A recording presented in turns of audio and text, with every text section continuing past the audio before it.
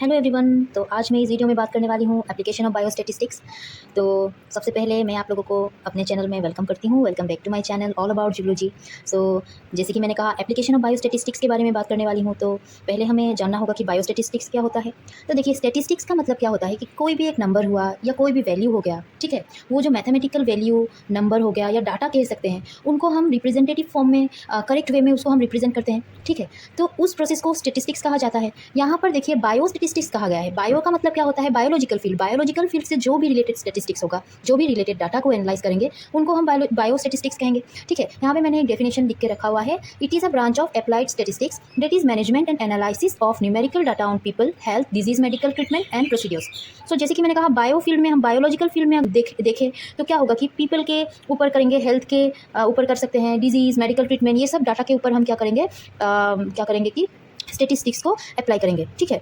So apply statistics मैंने भी यहाँ पे लिख कर रखा हुआ है। ये क्या होता है? टेक्निक होता है। सेम वे में कहा गया है में होता है जहाँ पे किसी भी डाटा को एनालाइज किया जाता है, समराइज़ किया जाता है, ठीक है। किसी भी इन्फॉर्मेशन को हम एनालाइज करते हैं, समराइज़ करते हैं, ठीक है। तो बस यही है। इसका मेथड क्या होता है? बायोस्टैटिस्टिक्स जो है उनको यूज़ किया जाता है एक मेथड को फॉलो करके, ठीक है। पहले हम डाटा को कलेक्ट करते हैं, फिर प्रेजेंट करते हैं, उसके बाद क्या करते हैं? एनालाइज करते हैं। उसके बाद हम फाइनल डिसीजन लेते हैं कि वो जो डाटा है वो फर्दर यूज़ के लिए है या करेक्ट वे में किया गया है या नहीं, ठीक है। तो इस तरीके का जो मेथड है ये बायोस्टैटिस्टिक्स में यूज़ होता है।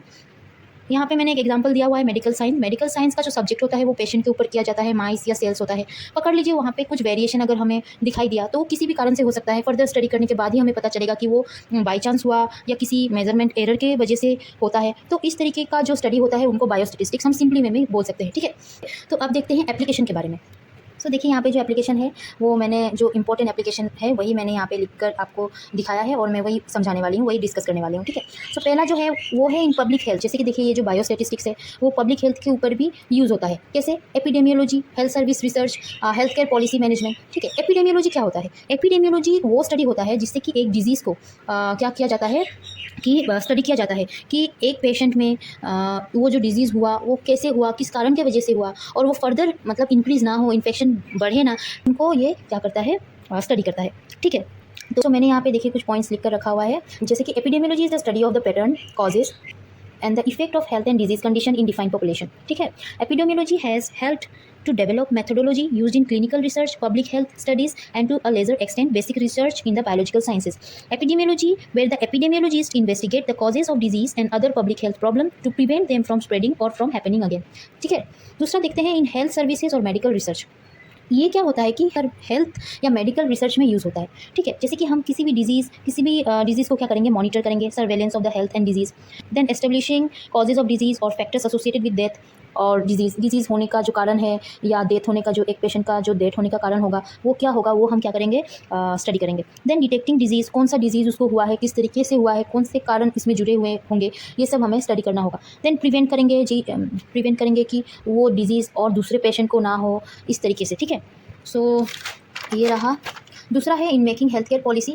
Researchers employ scientific method to gather data on human population samples. The health care industry benefits from knowing consumers market characteristics such as age, sex, race, income and disabilities. These demographic statistics can predict the type of services that people are using and the level of care that is affordable to them. कि वही data देखेंगे कि एक patient को treatment के दौरान कौन से जो सर्विसेज है उनको दिया जा रहा है, हम ये देखेंगे, ठीक है। उनका जो एज है, सेक्स है, ये सब के ऊपर एक डाटा को क्रिएट किया जाता है जिसको हम फर्दर स्टडी में यूज़ कर सकते हैं, ठीक है। यहाँ पे देखिए नंबर 2 दिया गया है designing and analysis of clinical trials in medicine. Medicine के ऊपर भी हम इसे यूज़ कर सकते हैं। क्लिनिकल ट्रायल्स का मतलब क्या होता है कि ड्रग डेवलप करने के लिए जो टेस्ट होता है, sets of test in medical research and drug development generate safety and efficacy data. तो ये एक टाइप का टेस्ट होता है, मेडिकल टेस्ट होता है जो ड्रग डेवलपमेंट में यूज़ होता है कि एक ड्रग एक इंडिविजुअल के लिए सेफ है या नहीं, कितने अमाउंट में उसको दिया जा सकता है। इस टाइप का जो स्टडी है उसको क्लिनिकल ट्रायल्स बोल सकते हैं। बायोस्टैटिस्टिक्स को यहाँ यूज़ कर सकते हैं, ठीक है। सो फॉर एग्जाम्पल ड्रग में, डायग्नोस्टिक्स में, डिवाइसेस, थेरेपी प्रोटोकॉल, इस सब में बायोस्टैटिस्टिक्स का यूज़ हो सकता है। तीसरा है इन फार्माकोलॉजिकल रिसर्च। फार्मास्यूटिकल इंडस्ट्री में क्या होता है कि एक टूल के हिसाब में जो बायोस्टैटिस्टिक्स जो है वो यूज़ होता है, ठीक है। इसको क्या किया जाता है कि ड्रग के यूज़ में हेल्प करता है। ड्रग मेकिंग, ड्रग डेवलपमेंट बोल लो, इस सब में यूज़ किया जाता है। टेस्टिंग में यूज़ किया जाता है, डायग्नोस्टिक में यूज़ किया जाता है। इस सब चीज़ में फार्मास्यूटिकल रिसर्च में भी बायोस्टैटिस्टिक्स का बहुत बड़ा यूज़ है, ठीक है। सो यहाँ पे मैंने लिख कर रखा हुआ है, pharmaceutical industry makes use of biostatistics in drug discovery and development process, design of new drug delivery system, formulation, development, testing, hypothesis in development, the effectiveness of a drug in curing a disease, किस type का drug उस disease के लिए बनाया जा सकता है, इस टाइप का जो डिज़ाइन है उस डिजीज़ को कैसे बनाएं, वो डिजीज़ एक पेशेंट के बॉडी के अंदर जाकर किस तरीके का काम करेगा, कितने टाइम में काम करेगा, ये सब जो है फार्मास्यूटिकल लाइन का जो स्टडीज़ होता है, रिसर्च का जो स्टडीज़ होता है, वो स्टडीज़ में भी बायोस्टैटिस्टिक्स का यूज़ है। ठीक है, न्यूट्रिशन में भी बायोस्टैटिस्टिक्स यूज़ किया जाता है। जैसे यहाँ पे एक्चुअली में कहा गया है कि देखिए, कोई भी एक फूड अगर हम कंज्यूम करते हैं तो वो एक क्या होता है कि सिंगल फूड तो होगा नहीं, उसमें कई सारे केमिकल का कंपोजिशन होगा।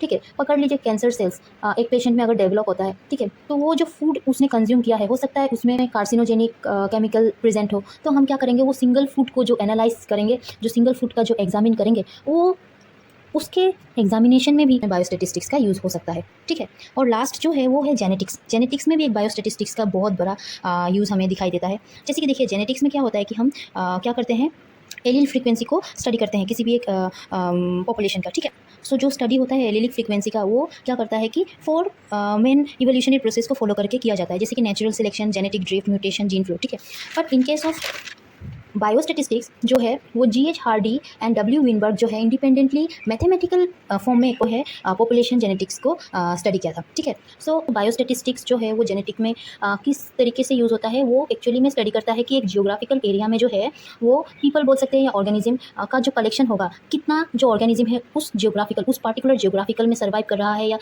रह रहा है, उनको स्टडी किया जाता है, उनका जो डाटा होगा वो कलेक्ट किया जाता है। ठीक है, सो ये रहा application of biostatistics. I hope आप लोगों को थोड़ा बहुत समझ में आया होगा।